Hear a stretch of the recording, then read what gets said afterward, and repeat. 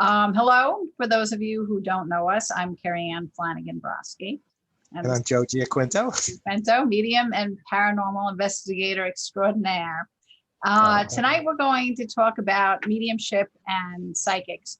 A lot of people are often confused about what mediumship is and what psychic is, what's the difference. So we're going to try to tell you a little bit about that tonight, and also tell you how spiritualism started in the United States, the Akashic records, and how we have our own communication, what we do, and how our own senses have worked with the spirit world. So basically, for those of you, if you don't know me, I am an author of 8 books. I'm primarily a nonfiction author. I'm known for my Ghosts of Long Island, Historic Haunts of Long Island, Historic Crimes, and I'm currently working on my 9th book, Haunted Long Island Mysteries, which will be coming out next fall. Thank God it's not this fall, so we could hopefully do in-person presentations by that point. I've also written a book called The Metal, which is based on a true story having to do with Padre Pio. And I've co-authored an Italian cookbook with Mr. Sausage of Huntington. And no, it's not a haunted cookbook. A lot of people ask me that, but we do have haunted restaurants in the book. So that's a little bit about me, in case you didn't know me. So what about you, Joe? Well, I'm a psychic medium and a paranormal investigator. And this all started in 1980.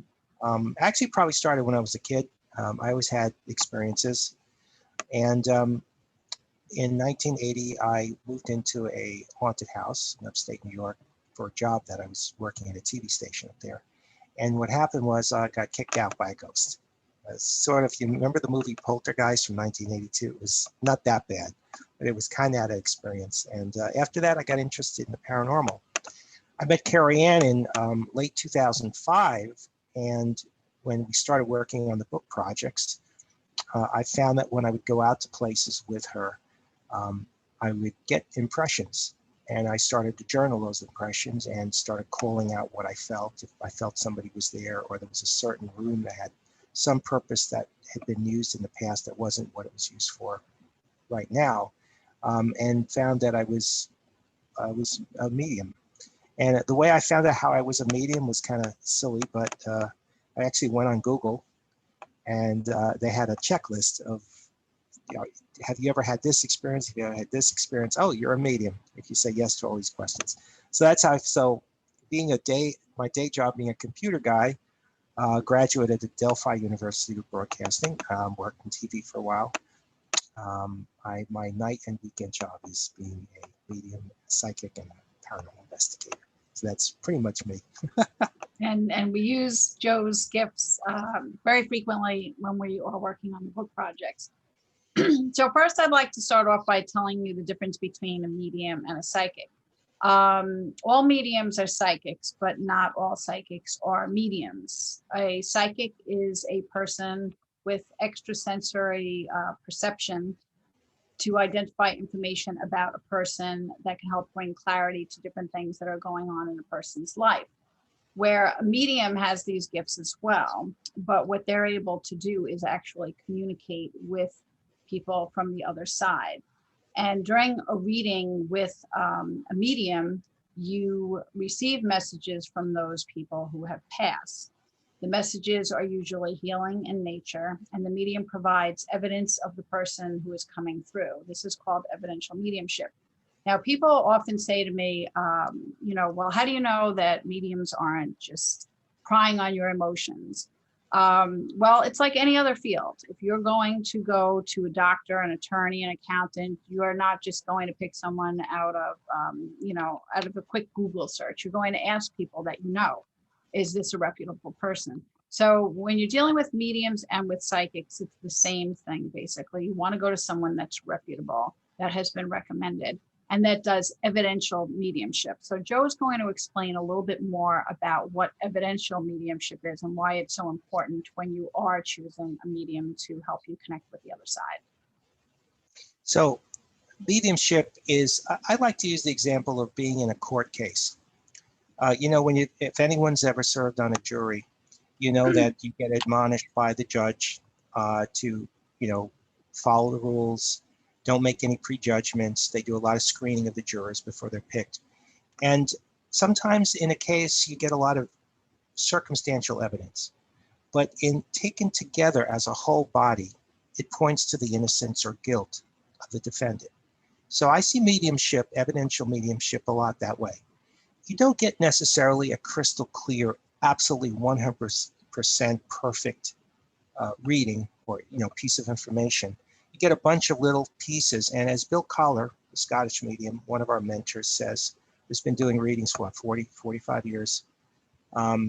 He says, it's basically two things. One is trying to sense the energy of the spirit, translating that into a message, a meaningful conversation between you and the spirit, and also putting together all these little pieces of evidence, all these little facts to give a sense of the entire story of the person who passed. So evidential mediumship can compose many things. It can be, when I use, basically I have a checklist that I use. I start out first if it's a male or female. That's a 50-50 shot, right? You're either right or wrong, the relationship to the family, with the father, grandfather, sister, brother, child, their personality, maybe a name, something that, and then what I call the wow moment, which is something that maybe nobody knows except you and the person that you're reading for. So, for example, to say maybe, somebody, I have somebody, a man who lived in the country, and he was an old man with gray hair. Well, that's just too general. But if I say he says he's your grandfather, and his name was Ted, and he always wore a red flannel shirt, and his favorite time with you was, playing Santa Claus at Christmas and giving you a sleigh for Christmas, for Christmas. That's pretty specific. Now, you can get information that's Akashic. You can get information that's psychic, that's static information. And let me give you the difference between that. So I could look at you and say, well, you had a grandfather, his name was Ted, okay? But that doesn't mean Ted is here, your grandfather's here talking to us. It just means that's in your DNA, your story of your life. The difference is if your grandfather's here and he says, I know that my granddaughter just bought a Ford Bronco last week and she really loves that car. Well, that's current information. And your grandfather wouldn't have known that having been passed for, say, 10 years. So the fact that it's current information, he's talking about the person, in a real-time sense, that would be more of mediumship rather than a psychic reading. So evidential mediumship is basically getting a bunch of pieces of information together, being as specific as you can, and it's not perfect, and trying to build a sense of credibility. One last thing about evidential mediumship, what it is not is using what they call a cold reading, which is where you get the person that you're reading for to basically give you the answer while they think you're giving them the answer. All right. So it's important when I do a reading that I tell the person what I'm getting, not ask them if I'm right. It's very fine difference. But if I say, because I have to be willing to be either right or wrong. And if I say, your grandfather says that he was 50 years old when he passed, that's either right or wrong. And then I say, does that make sense to you? If the person I'm reading, let's say her name is Joan. Joan, does that make sense that your grandfather says he passed? Is that correct? She's either going to say, yes, he was right, or it wasn't. So it's not something you could just make up or generalize or just kind of fake it through. And so many people, you see these people do this kind of fake reading that makes them look, it's like a magic trick, and it's not evidential mediumship. Does that make sense? Thank you, Joe. Next, we'll talk about how did mediumship come about.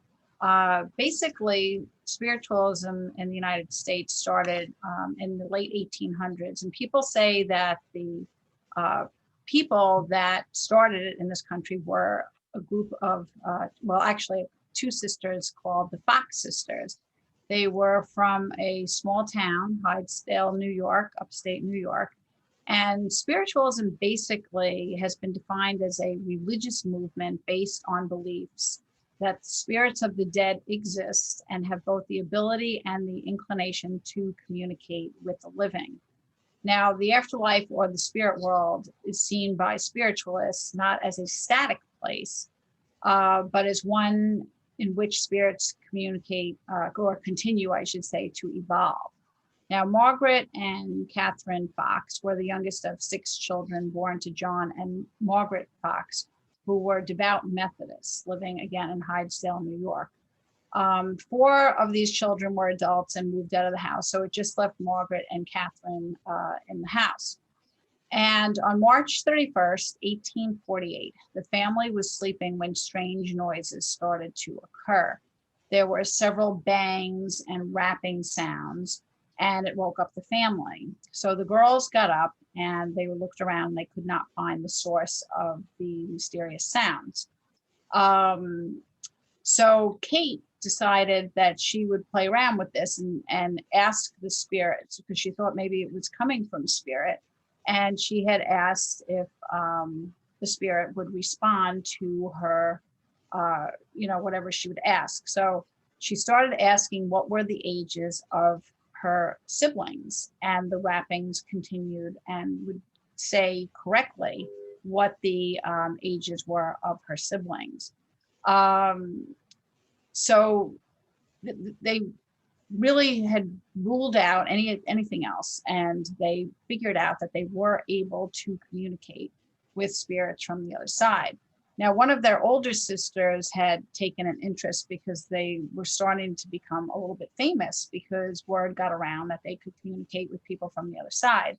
So one of the other sisters decided to become almost like a manager for them, and they actually went around and did tours, even with P.T. Barnum, where they would show off their skills in being able to communicate with spirits from the other side. Now, there were reports later on that the girls made all of this up, that it was a hoax, and that one of them was disjointed and was being able to make the snapping sounds by using her hands and crunching her toes. So I could never do that, Kerriann. Yeah, I know, exactly. I would say it would be pretty loud. But anyway, even with the hoax, though, if it was a hoax, I mean, nothing has ever been proved. It was also said that there was a body that was buried beneath the floorboards of the Fox house, and that this was information that the girls had received from the other side. There are conflicting stories. Some say a body was found beneath the floorboards. Other sources say there have not been, any evidence of this. But whatever happens, okay, whether it was real or not, this was considered the date that spiritualism began in the United States. And many people realized that they had the gift of mediumship. There were other people, obviously, that didn't have the gift, that tried to get on the bandwagon and pretend for financial gain. But this was all happening again in the late 1800s. So that's sort of an overview of how spiritualism and mediumship started in this country. So, Joe, I think next we were going to talk about, was it clairaudience and the different clairs, which are very important in understanding what mediumship is.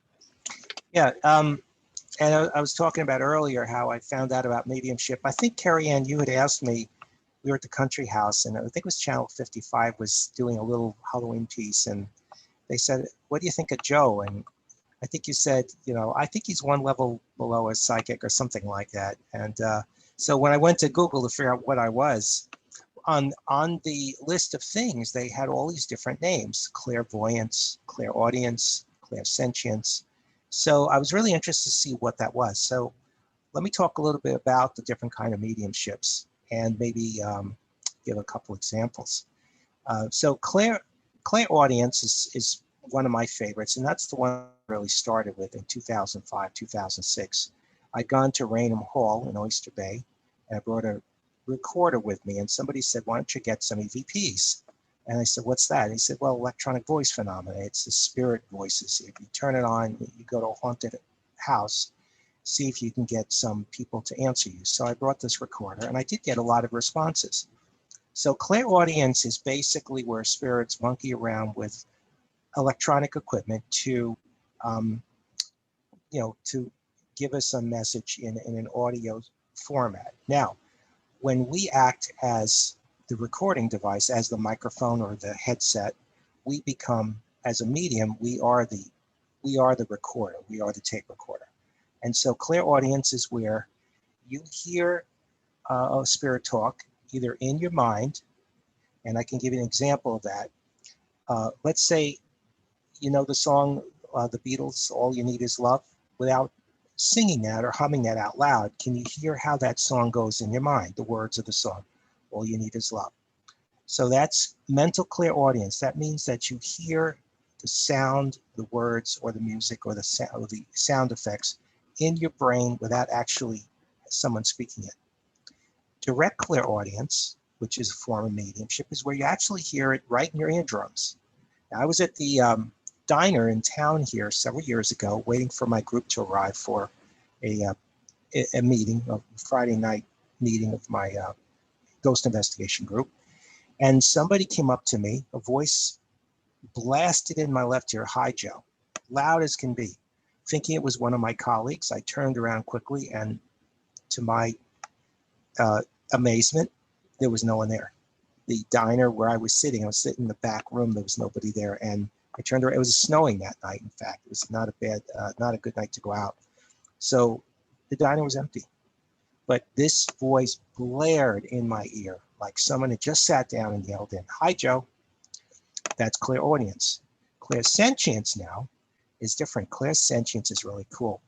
We were at Raynham Hall, and there were three of us standing in the foyer. And one of the haunting phenomena of Raynham Hall is people smell the baking of fresh apple pies. So we were in the front of the building. We were just at the entrance. And three of us, all of a sudden, like somebody had just turned on the oven, we smelled apple pie, like as if they had shoved those baked apples up their nose. I mean, it was a penetrating, wonderful smell. And then it just, 3 seconds, it went away. So that's clear. Actually, that's called clairalience, the sense of smell.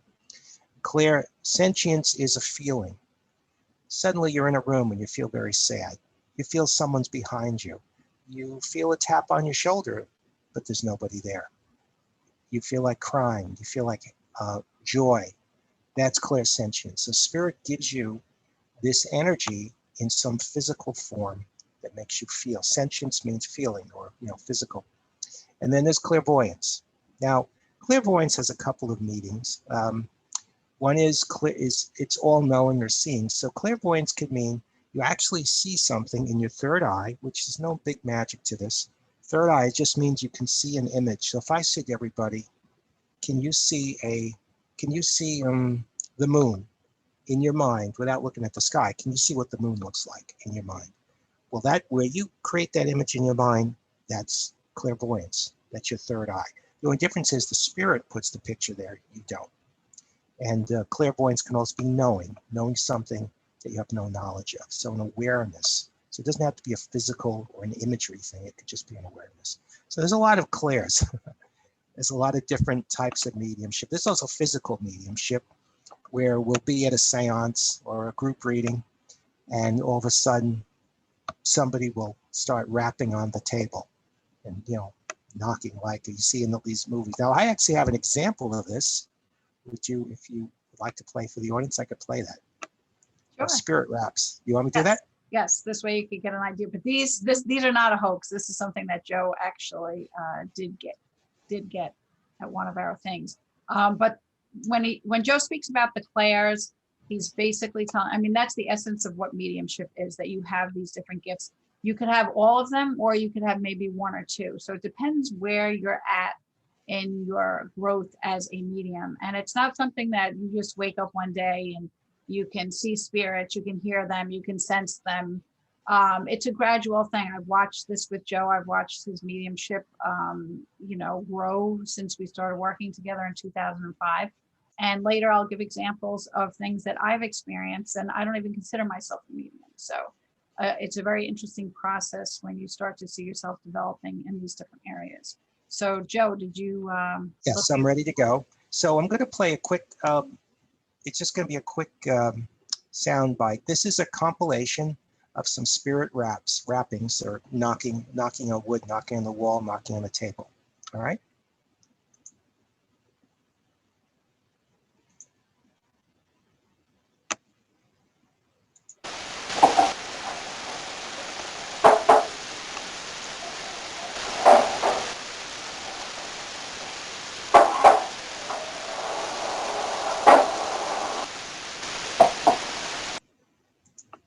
Did you all Joe, hear where that? were those? Where were those taken? Those were actually taken at my house in Hampton Bays. Okay. Those are actually taken in my room Okay. during one of my sessions where I was talking to my spirit friends, my spirit So guides. obviously there are various ways that communication is possible through mediumship. So I just want to touch a little bit on the Akashic records, because people don't really know what that is.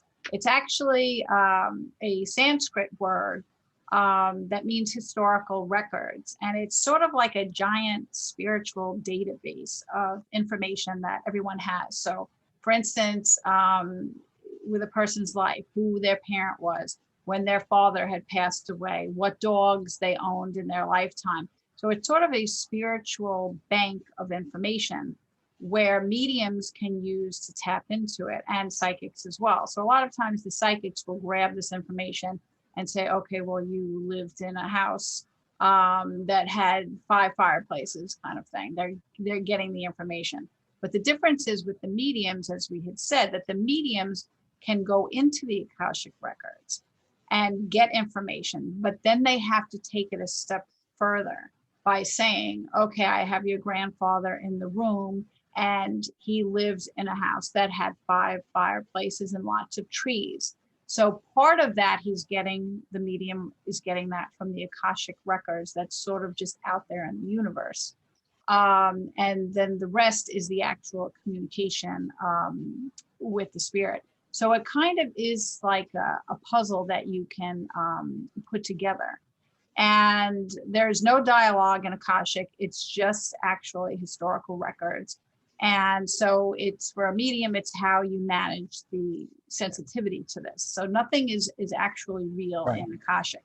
It's history and it has no reality. It's just factual information with no opinion. A medium can go into it or not go into it. It's not something that they have to do all the time, but it's sort of like a file cabinet. So if they need more information to show evidential mediumship, they can tap into the Akashic records. And this they do by seeing Joe, right? Right. Yes. And actually, a little bit. Yes.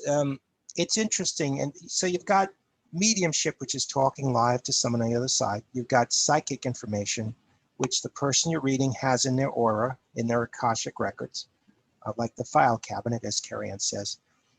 I could give two specific examples. I'll give one specific example. This is a really good example of Akashic records, because as a medium, I'm going into the file cabinet of this person. However, I'm not talking to a spirit. And I'm not doing a psychic reading of this person. And this is an actual example that happened several years ago. So there's this lady that works at a local store in my town where I used to live. And she was very upset one day. And I said, Dee Dee, what's the matter? And she says, I lost my car keys. And I said, she knew I was doing this work. And she said, well, I said, can I help you in any way? She says, oh my God, if you could give me some idea. So think about this.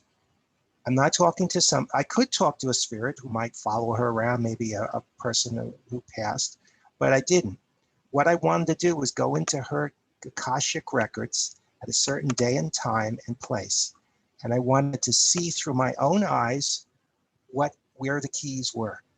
So she lost her car keys. She had to walk to work.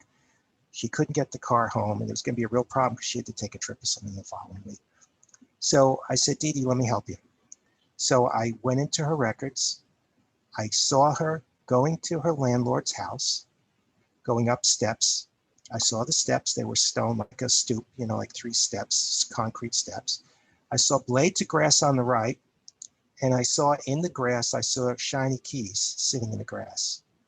So I said to Dee Dee, I said, I think they fell out of your purse or something when you went to pay the landlord. So she went back. She had wondered if they might be somewhere there that she might have dropped them, but she wasn't sure. So she went back there and she went up to the steps and she knocked on the door and said, I lost my keys. I think I dropped them here. And she looked to the right, and there they were in the grass, right below the stoop on the right side. I was so happy to help her with that. But that was completely Akashic, because basically I had to peek into her personal life and see where she was and what she did. So, you know, where they say, it's kind of a joke, you know, there's some ethics about Akashic records, because technically you should be able to go into anyone's record, see what they did at any time of the day or night. So, but you know, I stayed with daytime. Right. So it's sort of like it's a tool basically that mediums can use to get this additional. Yeah. I hadn't thought about that example until we were putting this outline together. But that really is a pure use of the Akashic record, because it was, as a medium, I was seeing it, but I was getting into the file cabinet, but there was no, it wasn't like, you know, your father passed and he loves you very much kind of thing. It just was really just finding the keys, and she did find it. It was a happy ending. And it's interesting. Joe and I over the years have taken, not in recent years, but probably about, I don't know, 10 years ago, Joe, we were taking some classes with some famous mediums. One of them was Bill Collar from Switzerland. And that was the first time that I basically heard about the Akashic records as being this spiritual database. And he taught us a lot about evidential mediumship. And one of the things that he always said was that you have to have at least 8 to 10 points to prove that it is the person that you're reading for. And as Joe had mentioned earlier, like if someone says, okay, I have your grandmother in the room, she had gray hair and liked to cook. Well, how many of us had grandmothers with gray hair who liked to cook? So again, I want to stress that point of what Joe had said, that if you say that, well, you know, I have your grandmother, she always wore a purple sundress every day, and she made apple pies because she knew that your father loved apple pie. Exactly. And that's, you're getting evidence. And Kerriann, I just want to say, I could think of an example of a cold reading, because I think it's important to bring out the difference. So here's a cold reading. So I have an audience in front of me of 1,000 people, and I say, okay, I'm reading a J. I've got a J, someone with the name J. Now everybody knows somebody with J, John, Joe, Jim, right? So I say, how many people in the audience have a John who passed? So you have 100 people raise their hand. How many people in the audience had a John who wore a red flannel shirt every day? 3 people raised their hand. And how many people had a fellow John who had a red flannel shirt who lived to a ripe old age? And one person raised his hand and he said, John's here and he loves you very much. Please pay on the way out. And that's a cold reading. Right, so that's what you don't want to do. So Akashic records are a great tool. And again, we have a couple of tenets as spiritualists, as mediums. One is that you never give people really bad news because you could be wrong. And the other one is that when you do Akashic records, you respect the person's privacy. You don't pry in where you shouldn't be prying. So. And we're going to go into a little bit about our own experiences now. But before that, I just want to make one point that I was thinking about as far as with doing what mediums see, okay? When I was taking these basic classes, again, this was for my own knowledge. It wasn't so I could become a medium. I just wanted a better understanding of mediumship. Sometimes mediums, it requires interpreting things. So I didn't think that I could read for anybody. And we were in a workshop with other mediums and we were guided into this. So I was sitting across from a woman, and after, going through things, really concentrating, trying to get the clairsentience, the clairaudience, I told her that her husband had passed away and that he was in the room. And I couldn't do so much of a description. Again, I was doing it through clairsentience, sensing that it was her husband. So again, you could have a 50-50 shot. But then all of a sudden I saw him dancing. And I said to her, did your husband like to dance? And she said, no, he didn't like to dance. And I couldn't understand because I was being able to see that there was a man dancing in front of me. So that was one of Bill Collar's workshops. So he came over and he said, what's going on? How are you doing? And I said, well, I believe I pulled up this woman's husband and he's dancing, but she told me that he wasn't a dancer. So Bill Collar smiled and laughed and he says, okay. He said, that's where you have to see the interpretation. And he looked at the woman and he said, was your husband in a wheelchair for several years that he couldn't walk? And she said, yes, that's correct. And he said, well, I want you to know that your husband is free now and that he's dancing. So, but again, because I was inexperienced, that was my interpretation, assuming that he was able to dance. So those are some ways that, people get information, how mediums get information. And when I was in that workshop with you, Kerriann, I also had an experience similar to that. I was reading this fella, I think his name might have been Joey. And I looked at him and the father had passed, but the father loved the mother who was still alive. So the father was talking to me about the mother. So I thought that I misjudged that it was the mother who passed. Right. So the way the father corrected me was, first I said to Joey, I said, I'm sensing your mom passed. And he said, no, my mom's alive. In my mind, I saw this man, this father image, jump into the chair where Joey was, sit down with a stern look, like an upset look on his face, and say, no, I'm the guy that died. And I said, oh, the father's corrected me. Your father passed, but he's thinking of his mother. And Joey said, that's it. And then I got some additional things about the father. Because that's the thing. A lot of times the spirits will help you along and say, no, that's not correct. And you'll see a medium say, wait, and they'll be listening for the additional information. And I've had mediums say to me, oh, wait, I misinterpreted it. They're correcting me, telling me this is what the meaning behind this is. So it's fascinating. It is fascinating. And that's why I use the idea of the court case, because if you make a decision based on one piece of information, like Kerriann says, it's just on the dancing, which is wrong, but in the context of the bigger picture, it was part of his freedom from being bound in a wheelchair. So when you get a lot of the more piece of information you get, you start to build a story of this person's life. And I found that once, and because people sometimes say to me, well, gee, Joe, you did a reading for my brother, and I guess now you know everything about him, who died and everything, so I guess we can't do any more readings. I say, no, that's not true. Other people come through, you get more. What I find, especially with my spirit guide, in the case of which we're going to talk about in a little bit, I find that the more you communicate with the spirits, especially the same spirits or related spirits, it gets easier because now they know you, they trust you, they know how you like to talk to them, and you get more information. It gets easier and easier. So I have spirits that come to me and it's like, there they are. It's no like, who am I talking to? It's like, you know who it is, especially with your spirit guides and spirits like you have William Sidney Mountain. You want to talk about that a little bit? Yeah. All right. So I'll talk first and then I want you to say about Melissa. Sure.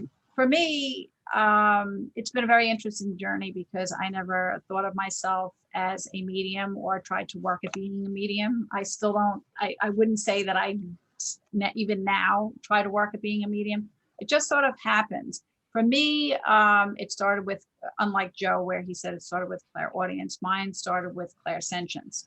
So it would happen in my office, and it would happen when I would be working on certain stories for my ghost books. And it's always on the left side. And that's one thing that we were taught too, that the spirits will communicate with you on one side as opposed to another. So I would start getting a sensation from the top of my head all the way down, almost like a pins and needles, but it's not as strong as that. It's cool, like cool air, and just a presence. And it was always on the left-hand side when I was writing. That developed later on into some clairaudience.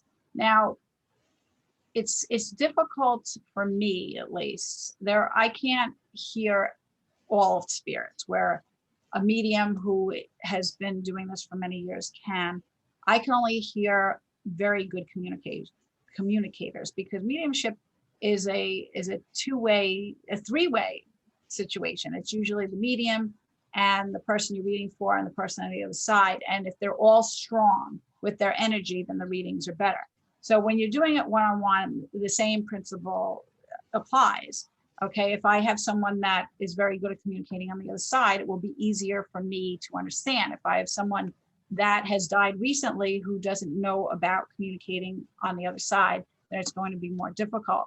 So William Sidney Mount is someone I've written about for many years. He's a very famous genre painter on Long Island from the 1800s. And I've written about him, I think, in all of the ghost books, Joe, right? And it's going to be in my new upcoming book that's coming out next fall, Haunted Long Island Mysteries. And the first encounter I had with him, I was working on his story. He was a spiritualist, and he did seances at what is now the Country House in Stony Brook. And he really believed in communication, and he had mediums that he knew. Towards the end of his life, unfortunately, he had a bad experience with a medium, someone that was fraudulent, and it very much upset him, and he second guessed his beliefs. And this was right at the time of his death. A few days before he died, though, he realized that he was correct, that this was just a bad medium, and that communication was possible. So here I was writing the story about his life. And I got to the part where he sort of had denounced communication and spiritualism. And I had the strongest sense that he was right, like a close talker right in front of me. And, you know, I thought I was losing my mind, that maybe I was imagining things. And I couldn't write. I could not, I was completely blocked. I felt like his energy had taken, you know, over what I was doing, and that he wanted specific things from me. So I decided to contact Joe, and I told him, I said, either I'm completely losing my mind or William Sidney Mount is in the office with me. And I had done an extensive research at this point, reading his journals. So I knew how he spoke, how he wrote, all of that. Joe did not see any of his journals at this point. Joe said, do you want me to try to contact him? Again, Joe was at his house, I was at my house. I said, all right, see what you can do. About a half hour later, Joe sent me an email saying that he did get in touch with William Sidney Mount, and this is what he said. Now, Joe typed out his answer, and it read exactly the way it read or would have read in William Sidney Mount's journals. The same mannerisms, expressions. Yeah, I said something like, "Why did your liege?" Yeah, it was odd. It was completely different, like an earlier language. I used egregious words I would have never used. There were words, right, that he would never use. And basically what he was saying is that he was so excited that I was writing the story, but he wanted to make sure that people knew that he still did believe in communication, and he was anxious for me to get it. So Joe talked to him and said, Kerriann will do a good job, but you have to back off. She will take care of what needs to be done. The next day when I went to write the story, I felt his presence in the office, but now I could sense him 10 feet away. And this went on every time I did anything with his story. With Historic Haunts of Long Island, we were getting more involved with going to his house and things of that nature. And I was working one night, it was a Friday night, I was working late, and on a story unrelated to William Sidney Mount. And all of a sudden I felt his presence, and I knew it was him. I can't tell you how, but I just knew that it was him. And I started to be able to hear him, hear his voice, which was totally new for me. And he was telling me that he wanted one of his paintings on the cover of the new book. And I'm saying, well, what painting? I mean, he was a genre painter. He painted people, and it wasn't really conducive for the cover of Historic Haunts of Long Island. So he actually sent me on a goose chase. I was working on a completely different story. I got up, I started going through books that I have on William Sidney Mount's paintings. And I hear him saying, no, it's not in there. Go to the computer and Google. I don't even know what I'm doing, right? It took me about 20 minutes. And then all of a sudden I found a photo, not a photograph, a painting of a historic farmhouse. That's actually the Brewster house that Joe and I have investigated, and which is going to be in the upcoming book. And his brother's house was behind that. And this was also an area where William Sidney Mount had passed away. So this was his only picture of like a landscape. And I said, is this the one? And I hear, yes, this is the one. And I'm thinking, well, what am I supposed to do? I'm supposed to go to my commissioning editor now and say, well, William Sidney Mount came to me and wants this on the cover of your book. I said, how am I supposed to do this? So I said to him, I said, I'm going to see what I can do, but I can't make any promises. So I mentioned to her, I said, well, being that I'm working on, a story, on a chapter on William Sidney Mount, he does have this painting, and it came to me that maybe we can put this in. And at first she had considered it, but with all the copyright and everything on that, it was not going to be possible because it's in museums and everything else. So she said that it wasn't going to be possible. So I have a friend of mine, Richard Scholler, who's also a medium that I see for readings a couple of times a year. And I had never mentioned anything to him about William Sidney Mount. And he came up in the reading and he said, William Sidney Mount is here and he wants to apologize for getting in your face at that one time. And also he wants to thank you for making the attempt to try to get the image of his farmhouse. That's really great. Front cover of your book. So I knew I was not losing my mind.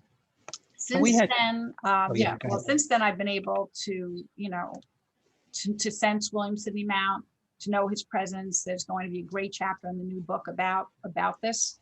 And I've also been able to communicate with a spirit guide from the other side, from England, Edmund Gurney. He's someone that I could hear.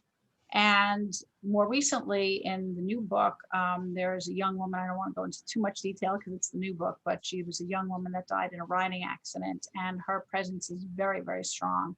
And I used to be a rider myself, and her story really touched me, both from a mother's point of view, since I have my own children and this mother had lost her child, and from a rider. I knew her trainers and all of that. And when her mother had given me a book of hers, of her awards and everything about her tragic accident, I came home to my office and I was very upset looking through it. And all of a sudden I had that overwhelming feeling on my left side that she was in the room. And she told me, don't be sad. She says, I'm okay now. And ever since then, when I was working on the story, she was in the room with me. There were things that I wrote down during the writing of the story, of things that I was getting from her. Because again, I thought I was losing my mind. I really did, because this is not something I can do often. I happened to contact the mother to find out, I needed answers to some questions for the story. And I said, do you mind if I ask you something? I said, because I think that she was in my office with me, but either I'm losing my mind or it's real. So I said, I wrote it down as it was happening. So I read the mother the 4 different things that I had heard from her, and her mother said, that is my daughter 100%. So I was really shocked that I was able to do this and to develop this. And it just goes to show that really anyone can do this if you tap. I don't walk around in a supermarket and see someone's, husband or hear them who had passed. But when I'm working and concentrating in that area, that's when it comes out. So Joe, that sort of leads into your story, and you actually have a guide that's with you all of the time that helps you with your work. So if you want to tell a little bit about Melissa. Sure. I'd just like to just go back on William Sidney Mount, since he's our favorite, one of our favorites. Sorry, Robert Townsend, I forgot about you. And also, not to interrupt you, Joe, but William Sidney Mount allows me to call him William, but Joe has to call him. I have to call him Mr. Mount. So we talk about Mr. Mount. One day he'll let me call him William. And by the way, there's nothing etched in stone that said that. I just felt when I said William Sidney Mount, he said Mr. Mount to you. Mm-hmm. And I just picked up on it. But, we've had a lot of, Kerriann didn't mention how we first got exposed to William Sidney Mount. We had gone to his house before we finally were able to go in there after Ward Melville Historic had bought the house. But the first time we went there, we just walked around outside. We had several pieces of phenomena that occurred that day. We had a screen door that opened on a windless day and opened and beckoned us and then closed back down. We had two hawks fly over our heads, circle over. They just came out from over the trees and they just stayed with us. And then they, like the Thunderbirds, they just flew on. We had William Sidney Mount actually talk to us, agreeing with us on recording, saying when we were talking about him being a spiritualist and being disenfranchised, he said, true. And then 2 weeks or so after that first visit to his house, my sister and my brother-in-law, who collect a lot of antiques and paintings and things, called me up, and my sister called me up and said, oh, I'm so excited. We just got an authentic painting by a famous artist. I said, who? William Sidney Mount's brother. And I always get his name wrong, but I'm drawing a blank. But anyway, I know he's getting angry at me for this now. But anyway, his brother was a painter, and my sister bought a painting, authentic painting by William Sidney Mount's brother. So keeping it in the families. So anyway, that's it. I just wanted to, I'll talk about my spirit guide now. And then I just want to make a quick announcement. I do see some questions coming in. So we will answer those in a few minutes once Joe is finished telling you about his experience with Melissa. So, okay, so in 2005, there was a series of events. I met Kerriann, and then I started having all this experience. I became like a spirit magnet. In early 2006, had all this phenomena. During that first few months of 2006, I was practicing some ancient techniques to try to pull in spirits, and it's sort of like a homing beacon to try to talk to them and have them come to my office and talk to me. So a particular spirit came through, which eventually I called her Melissa. She had a female voice. I think she had lived one time here and she died maybe in the 60s or something, but that's immaterial. The fact is that I had the same person that kept coming through from the other side. And I started hearing her on some of my Ghost Box and my EVP recordings. And it got to the point when I would actually hear her with my clear audience. I could hear her voice, like Kerriann talked about, hearing William Sidney Mount. I could hear her and she always sounded the same. So she would help me when I would go in on ghost investigations, or I would go to a group reading and I would get stuck. I would say, Melissa, what's the father who passed? What's the father saying? Is he saying yes or no to this question? And I would hear her say, Joe, he's saying yes to that question. So I would then turn to my client and say, your father says yes to that question. She said, that's correct. And this happened over and over again. Melissa is very accurate and she's a great gatekeeper. Think of her as an administrative assistant or receptionist at the front door of the portal. And when I'm going to talk to other spirits, I say to Melissa, can you cue everybody up? And so they're not all talking at one time. And she does a great job. The nice thing about Melissa is that after now, we started 2005. So here it is, 15 years later, 2006. And now I actually, on the Ghost Box, which is a thing we'll talk about another time, but on this Ghost Box, which is a real-time spirit communication device, I have recordings with her, conversations with her, and she sounds the same. And she's so, like Kerriann was talking about, the daughter, the person who died of the riding accident, another very strong spiritual presence. Melissa comes through and talks to me on the recorder, and I actually have transcriptions of us talking about, like one where she says, hi, Joe, what are you working on today? We play this little numbers game to test my clear audience. I'll say 1, she says 2, I'll say 3, she says 4. You hear her responses. And then in one of them, we played this game where I said, oh, Melissa, you won the game. And she says, you were easily beaten. And this is actually what she says on the recorder.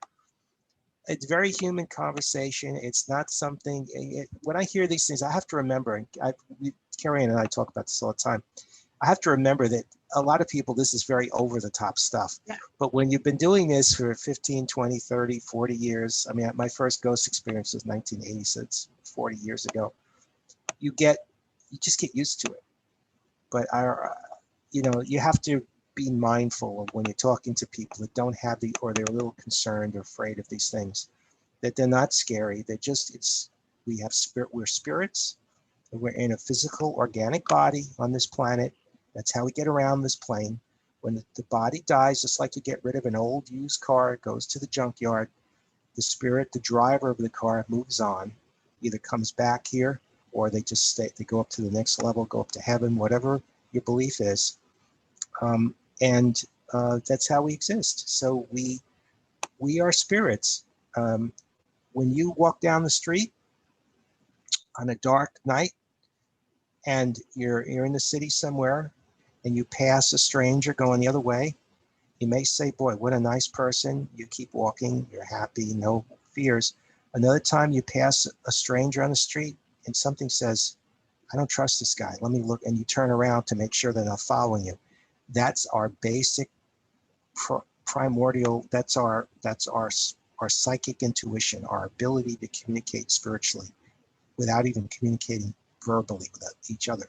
So we all have, as Kerriann said, we all have this ability. It's no magic. It's just we develop it, we use it as tools when we go in the field to help others, and that's it. There's no great secret to it. Anyone that says, oh, you have to be a certain person and you have to pay a lot of money to learn how to do, no, it's a very basic human spiritual skill that we all have. And that was very well said, Joe. And the other thing to keep in mind too, that people who are developing as mediums are often very nervous and very scared. They don't understand what's happening. So we recommend that you do find other mediums that are higher up in their abilities. And there are a lot of places and people who will give instructions on how to control it so it doesn't take over your life, and how to keep everything in check. So that is available out there. If people find that, I think I have the gift and I'm able to do these things, but I don't trust, what's the process of this. So with that being said, let's check the questions now. Okay, I have a couple open here. Okay, have you been scared when you communicate? I haven't, because again, the communication has been with people that I know and that were not scary. When I was writing my Historic Crimes of Long Island book, there was a story of a woman named Star Faithful, and she lived a very horrific life, and she was severely abused by her uncle, sexually, drugged, everything. And it was just a terrible story, and he basically ruined her whole life. When I was writing that story, I felt his presence very strong when I was writing about him. And I basically told him, I said, get out of my office. You're not welcome here. And he left. So I'm very firm in my faith as a Catholic. And so I wouldn't let in anything that I wouldn't think was appropriate. So, and I think you would agree with that question as well, right, Joe? Yeah, and I would just want to point out that when you open up a portal, you are opening up the portal to the entire spiritual universe, the spiritual internet, so to speak. You always want to set the model of the communication that you want to have. This is very important. This is why people shouldn't do this without some training or experience or working with someone or learning, going to a workshop or something. Because if you just say, hey, anybody wants to come through, you will get anybody come through. So one thing we always do, right, Kerriann, is we always set sacred space. We set a positive attitude. We tell the spirits ahead of time who's allowed to talk to us and who isn't. Mm. That's very important to do, because you do have spirits that 99.9% of the spirit world, even people have done bad things in their life, they've regretted, they are better in the spirit world. But again, you want to set those guidelines, those boundaries. Mm-hmm. Yeah, okay. Here's another one. Why would someone that recently died not come through in a reading? And this is a very common question that people ask. Again, if a person didn't believe in communication when they lived on this earth, a lot of times that belief system will still hold true on the other side. The other thing too, there's a lot that goes on when you die, and it's like anything else. You're almost like jet lagged when you cross over, so you're not up to doing this type of communication. So sometimes there will be people, unfortunately, that just will never come through. I've had this myself. But the people that are closest to you, 9 out of 10 times, they will learn how to communicate and come through. But you might not get that close childhood friend to come in, that you haven't seen in 30 years, because there's that lapse of time and they might be, not doing other things. So sometimes communication is not always possible. One of my grandmothers has come through, but I've been told that she's uncomfortable with the process and she doesn't really like to communicate. So remember, they're people, and this is what people don't understand, that they think that there's ghosts and all these things. But when we're talking about mediumship, we're not really talking about ghosts. We're talking about spirits and people just like us who have just crossed to another plane. So that would be an example of that. Let's see, I think there was another question in here. Okay, here's one that's good for you, Joe. How do you know if you are actually hearing the other side? And then there's another one too. What do you feel? So if you want to answer those. Sure. Because it is sometimes, like I said, for myself, there are times I'm like, I'm going out of my mind. I'm not really hearing this. But then when you get certain evidence, at least for me, like from the mother, or from Joe with Williams to the mouth, then again, it's a type of evidential mediumship. So how would you go? Well, I would say with the evidential, that's one of the primary things I do. Is sometimes I struggle in a reading, and I'm very honest. When I talk to people, I remember being at a group reading. It was a family and friends gathering at a private home. They had 11 people. I thought it was like 2 or 3 people. They said, all right, Joe, we have 11 people here. And they were all sitting around the living room.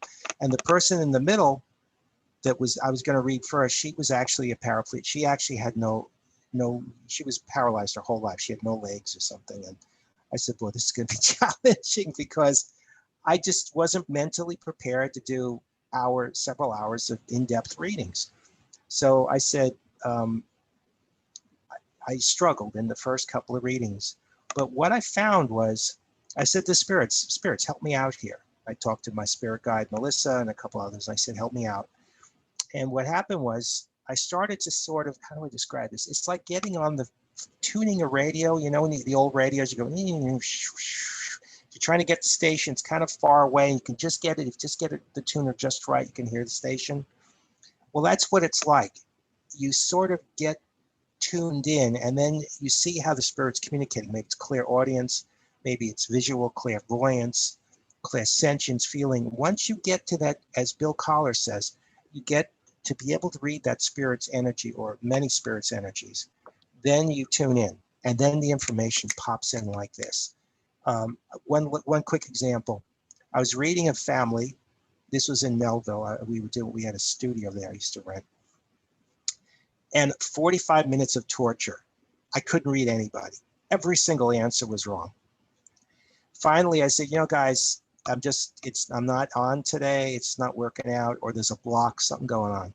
So one of the husbands said, Joe, you want me to leave? And everybody said to him in the group, the brothers, the sister-in-law, they said, yeah, his name was Joe too. He said, yeah, Joe, leave. He said, Joe, I just don't believe in this thing. I like you and everything. I'm just not into this. I'm going to go back to the house and let my wife and their brother-in-law, sisters stay. As soon as he left, the energy in the room lifted. And every single thing I got after that was bang, 100% hit, boom, boom. And then the wife admitted to me, she said, Joe, when you asked me earlier, you said my father passed and he had that nickname, that crazy nickname for me. Well, that was actually, you were right. But my husband told me to say everything that you said was right, was wrong. And so it's not an exact science, but when you get tuned in, the information comes very quickly and you feel it coming from all places. And it's just a matter, as Kerriann said, you just have to filter it out and see where it applies and try to interpret the symbolism of it properly. hope that answers your question. Okay. We're almost out of time, but we do have 2 more questions. Sure. This one is, how is a ghost different from a spirit? Which is an excellent question. One I go into a lot of detail when we do in-person events. A ghost basically is something that is place-centered, spirit that is place-centered, which chooses to not cross over to the other side. Now, there are 10 different types of ghosts. This list was developed by a very famous paranormal investigator from London, England, Peter Underwood. And he died a couple of years ago. I'm actually still in touch with his grandson. But he came across with this because you can't, with this list, because you can't just say a ghost is any one thing. But it can be, most people know a traditional type ghost, which an example of that would be Annette Williamson, who haunts the Country House restaurant in Stony Brook. She's place-centered. She's from history. She's just a historical figure. There are ghosts of the newly dead, ghosts, recyclical ghosts. Sometimes it's not even an actual presence, that it's phenomenon.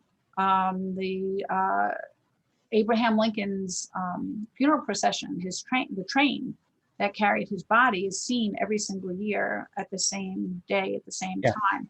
And it's just energy trapped in the and I'd like to just chime in there, give an example.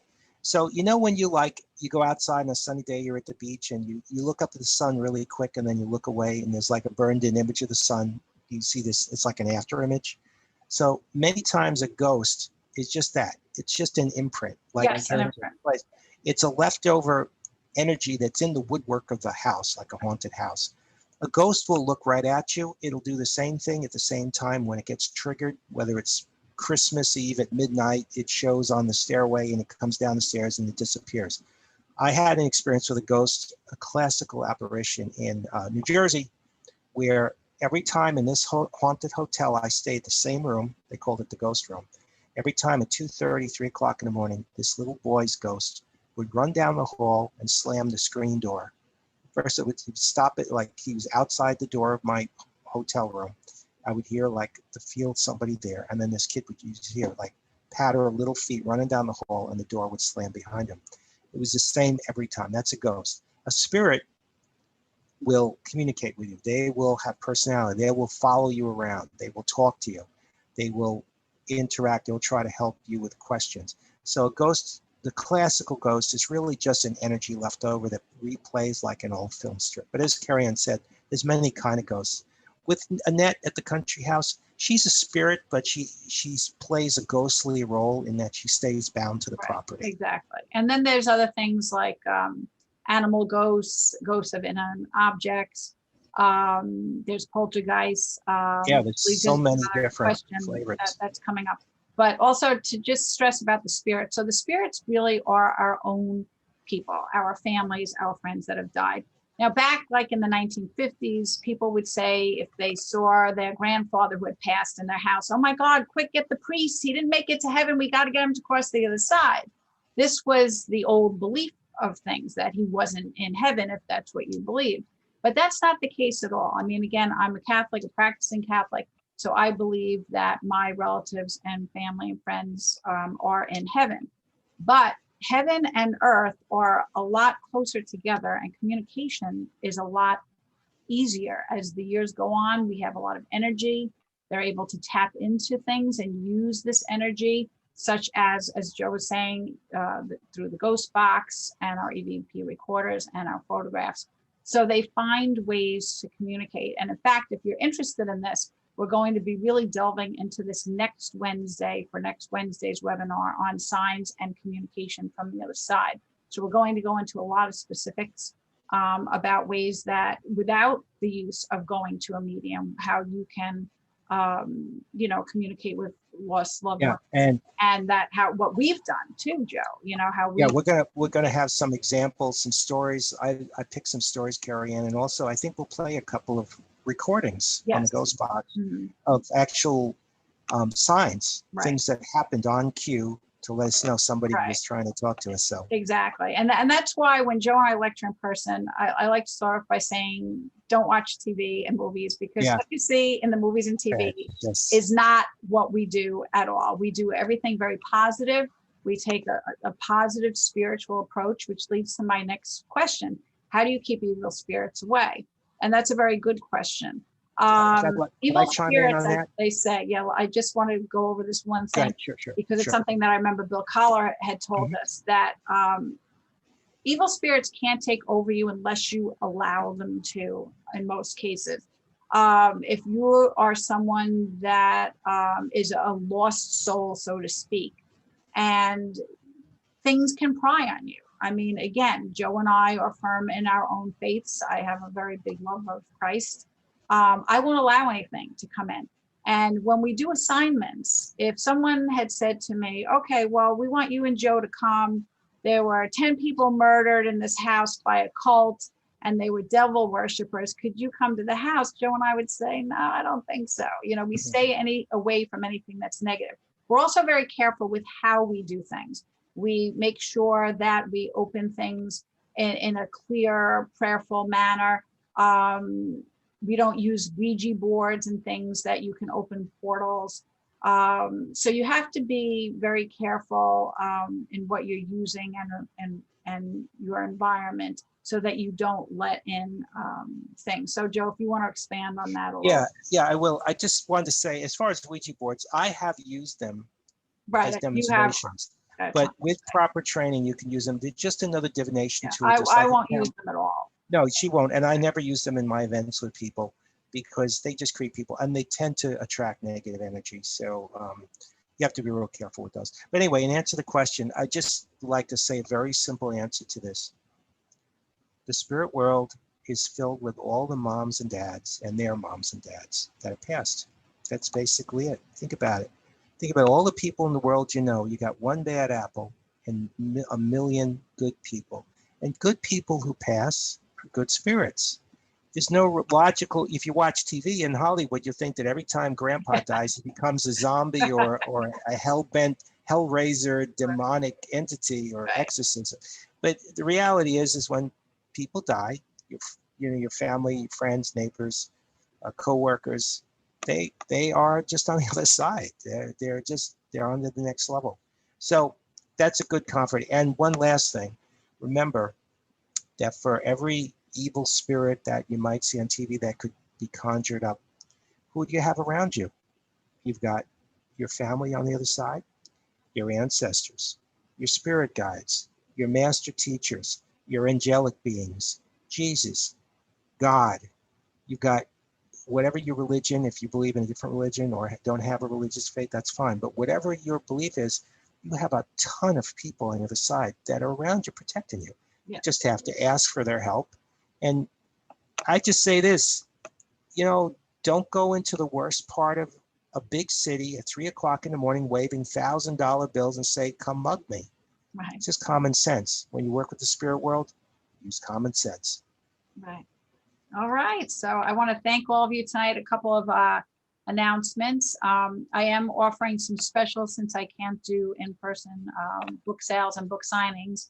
I have 4 of my books available on my website, Historic Haunts of Long Island, Historic Crimes of Long Island, my novel, The Metal, and there's a new children's book called The Ghostly Tales of Long Island, which was written by Rachel Kempster-Barry, which is an adaptation of Historic Haunts of Long Island.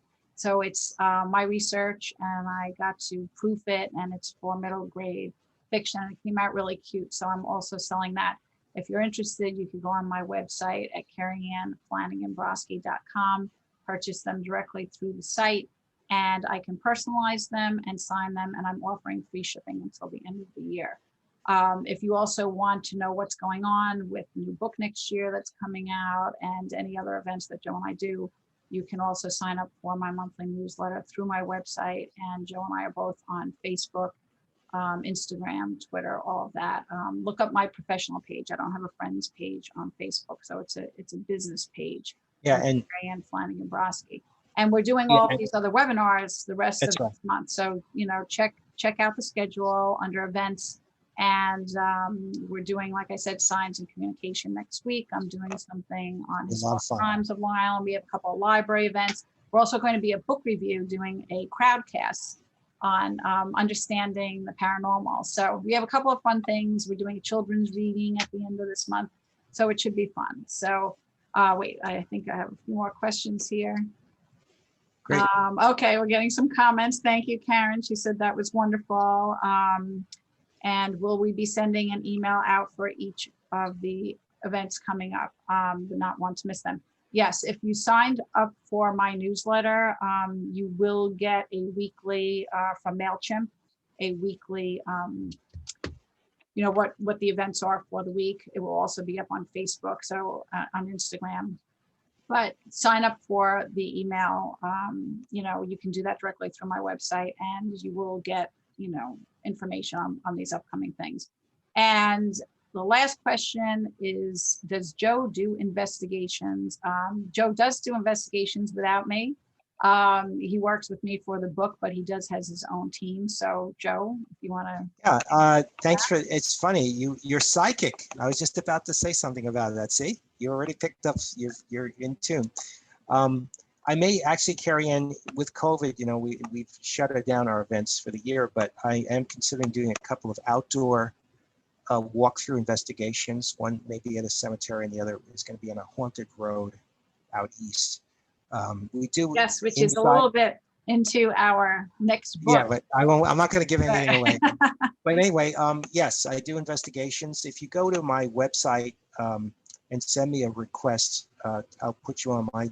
We have a list of people that, you know, I send emails out about different events and invites and things. So my website is joegmediumpi.com. Joe G, so it's J-O-G, medium, P-I for paranormal investigator, joegpi.com. And yeah, communicate with me and I'll let you know what's going on. I also do private group readings. And if you have a bunch of people that want to get together, but you don't want to go to one of my public events, you rather, you know, personal, family and friends, you want to just keep it in the family, I also arrange private events. And of course, we'll do it safely and, you know, we'll see how it goes with COVID, but hopefully next year things will open up a bit more. So, yeah, thank you. Okay, I want to thank all of you because this has been very challenging. Yeah, it's great. For us. She's doing great. She's doing great. And I am not a technical person. I use Post-it pads and things. So it's a little easier when I have Joe with me, but on some that I'm doing solo, I feel like I'm talking to no one. And I know you're out there, but I really like that reaction that I get from audiences and being able to interact with you guys, and to not be able to do that is very disappointing for me. You know, Kerriann, when we did the radio show, we did that. Yeah, we used to do radio. Joe and I did a radio show. 136 episodes. Yeah, it was the same way. We had our listening audience and we have the chat. I think the chat's good. I really appreciate you all joining us tonight and on any of these events, and also asking us questions. They're all great questions. Yeah, they were really good questions. That, you know, we're getting some information out there, so appreciate that. So we thank you for the support. You know, you keep us going, you keep us working. So we really appreciate you spending your night with us to do these, you know, be a part of these webinars. And like I said, if you're interested in more, sign on, and we hope to see you again soon. And hopefully next year, you know, with the new book, we'll see you in person. All right. Thank you all for joining. Oh, wait, one last question. Can we? Sure. Okay. Thank you and good night. Okay. We're getting thank yous. All right. Thank you so much, everyone. And we'll see you soon. Take care. Bye.